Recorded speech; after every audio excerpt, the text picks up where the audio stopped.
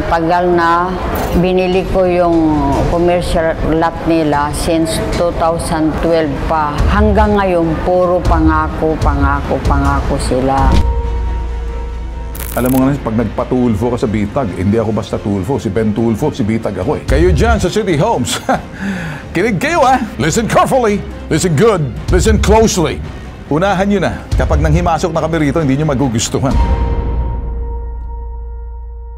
Ako po si Filomena Astronomo, lumapit sa hashtag ipabitag mo para ireklamo ang City Homes Developer.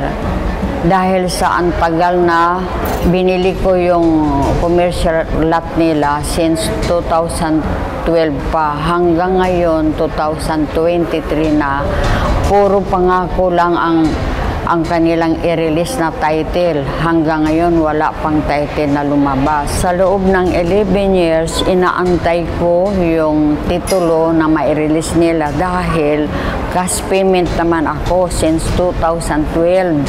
Hanggang ngayon, puro pangako, pangako, pangako sila. Napag-alaman ko na kaya hindi ma-release yung title ko since 2021 dahil naisangla pala nila sa BDO.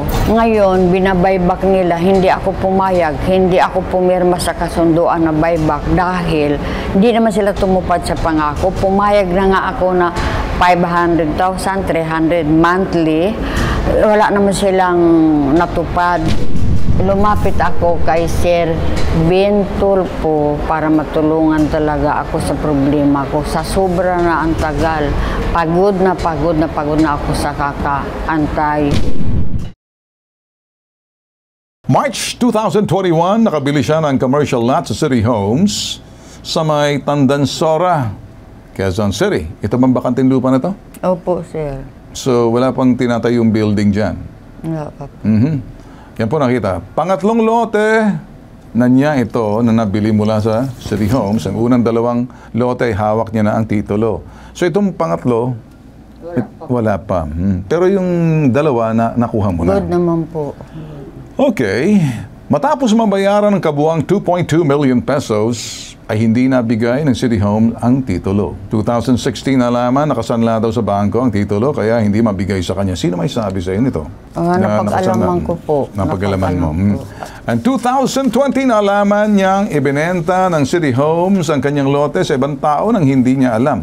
Totoo? Naibenta sa ibang tao? Hearsay lang po din, kasi nanigurado ako, bakit ang tagal-tagal hindi ma-release. Okay, hindi. Okay, tatanong ko sa'yo. Nalaman na ibinenta ng City Homes ang lote sa ibang tao na hindi mo alam. Opo. 2 beses, nag-offer ng buyback ng City Homes, sabalit hindi ito pinarmahan ni Filomena dahil hindi daw ito tumutupad. Nakakausap rin niya ang Secretary at Presidente ng City Homes. Pinangakuan siya nito ang babayaran, pero halos 11 years na hindi siya nag-aantay ng bayad. Bayad na yung una tsaka pangalawang property mo. Opo. Hawak mo ng titulo. Opo. Itong pangatlo, ito yung hindi pa bayad. Kailan mo nabili itong pangatlong lote mo ng City Homes? 2012 po, sir. Cash po yun. Yung 2012. Hindi mo makuha yung titulo ng 2012. Pero yung yung pangalawa, nakuha mo na. Opo. So ito lang yung kapiranggut na lupa na parang akala mo garahe. Opo. Parang parking lot lang to. Oo. So ito yung 2.2.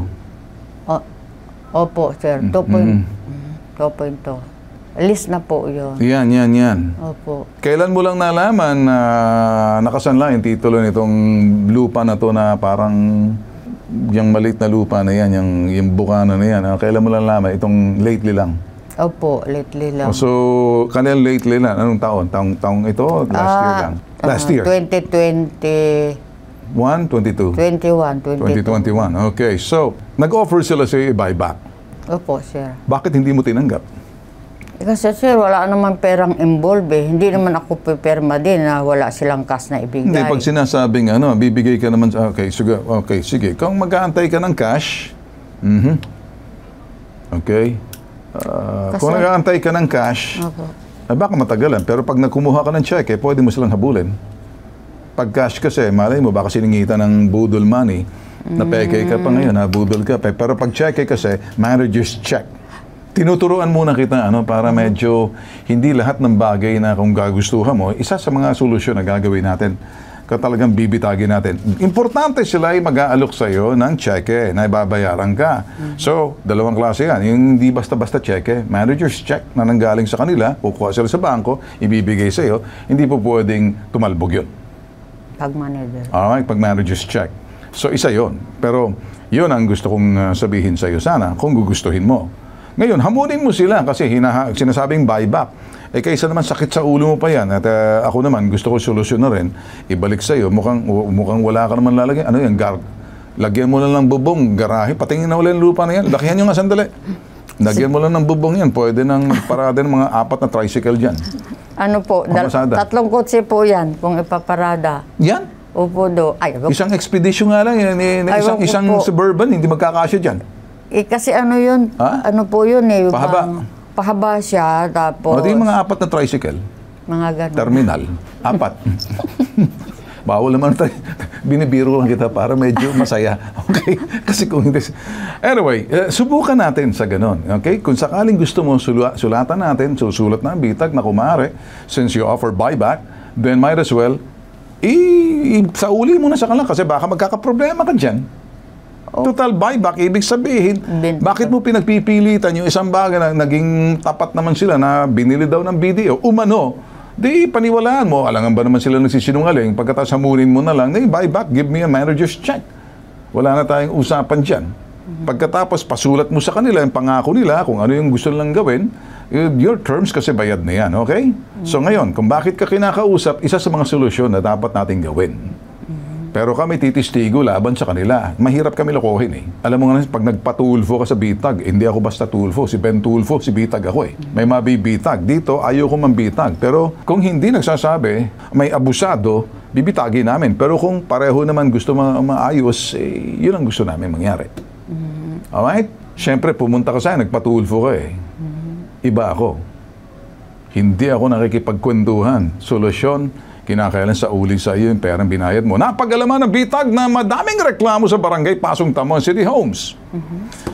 Alright, sa linya si Kagawad Temi Tamayo, barangay Pasong Tamo, Quezon City. So ano ba itong reklamo na to? Nakaabot ba sa inyo to sa Kagawad, dyan kay barangay chairman?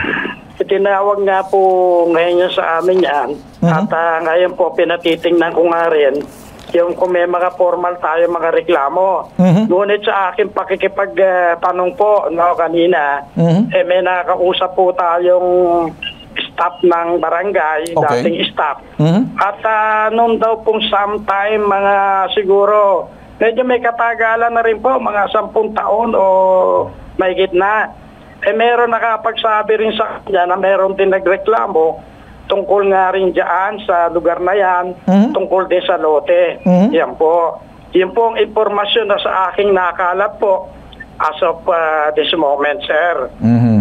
So, ilang reklamo to Kagawad? Ito ba? Sir, ang pagkakabigay po sa akin na impormasyon, isa muna po yan, ano? Ngunit pinatitingnan ko nga rin po yung formal na isinampa sa barangay, no? Kung meron pa rin talaga mga reklamo formal na dumaan sa amin lupong taga-pamayapa, sir. Alright, sige. Itong si Aling Filomena, kung hindi ako nagkakamali, pwede naman niyang idaan sa small claim court. Kasi dito lang sa parte ito, sa small claim court. Ito'y sa bagay, kung ito'y magkano ba to? 2 million? 2 hindi na, regular court tayo dito kasi ang 2 million pababa. Pwede sa small claim court na mismong sa regional trial court. May small claim court na pwedeng idaan doon sa pamamagitan ng sinasabing papatawag sila ng hukuman. Ngayon, Kagawad, pinaabot muna namin sa inyo. Pwede kasi pumunta sa inyo dyan. Kayo'y nakausap namin. Nasa public record naman to. Documented tayo na pakisilip na lang, Kagawad Temi. Pakisabi na rin kay Barangay Cap, kay Banjo, na baka pwede natin tulungan. Ano? Apo, ang aming barangay captain po ngayon si Tricia Pilar po, no? Oo, si Tricia. Siya po ang ating Okay, ngayon sige. po, sa ganang sa barangay po, sir, ano mang aming maitutulong kung punta man po, magsadya ang ating nagre-reklamo feel free po na pumunta doon at kung anong ating may extend na tulong ay gagawin po natin. Sige, ganito, Kagawad. Idadaan ko sa tamang proseso para mailagin yung kanyang, para mailagay, may blatter dyan sa barangay na lumapit mismo siya galing sa amin ang reklamo laban dito sa sinasabing kumpanya. Ngayon, alam ko naman, gagawa kayo ng hakbang at nakablatter dyan na ito'y reklamo niya matagal na konti. Baka sakaling mahilot ninyo at mapatawag man kung hindi man maniniwala dyan, pwede naman siguro dito sa parting tong kausapin, papasok ng Department of Trade and Industry. Sa tulong ng Department of Justice, etong Department of Justice ang NBI, sa anumang bagay na kapareho nito na DOJ, DTI, sa tulong din ng DILG, yung lokal na pamahalaan na kung saan kumukuha ng business permit itong City Home sa Quezon City at sa Department of Justice para siguraduhin na walang panloloko at para nang sa ganon walang naloloko o walang nadidihado. Sa tulong ng DTI para tingnan kung nga ba'y pagharapin sila, itong DTI, DOJ, DILG ay magiging daan kaysa naman magmamanikluhod itong nagrareklamo. Diyan, sa DILG, kayo naman muna, sa baba muna tayo sa barangay, dadaan muna namin sa iyo, Kagawad. Pagkatapos, naka-blatter dyan. At the same time, siguro idudulog na rin doon sa Department of Justice para masilip ng NBI. At kasabay nito, idulog din sa Department of Trade and Industry na dito sa ganitong klaseng sitwasyon, bumili, may lupa na, wala pang titulo, mapapatunayan niya certificate of full payment at di pa binibigay, manghihimasok na ritong gobyerno. Magagawa po namin yan kapag ito'y nagpatulfo na sa bitag, iba po yung dating namin. Ngayon pa lang, Kagawad, kami nagpapasalamat sa inyo. Walang ano man po. Thank you, mabuhay po kayo dyan sa inyong barangay. Ganito ang gagawin natin. Titingnan natin sa DTI. Ito, papasok na sa DTI, papasok ng DOJ, DILG. Kayo dyan sa City Homes. Kinig kayo, ha? Kinig kayo. Listen carefully. Listen good. Listen closely. Unahan nyo na. Kapag nanghimasok na kami rito, hindi nyo magugustuhan. Ipinatulfo na kayo sa City Homes. Hindi basta tulfo. Ipinabitag kayo. Kami naman, pagpapasok kami, sisiguraduhin namin na una, mag-ayos kayo. Kapag hindi, next option, gagamitin namin ang mga tanggapan, departamento ng pamahalaan ang siyang magpapatupad kung anong paglabag na meron kayo. Ito ang saysay kung bakit meron hashtag ipabitag mo.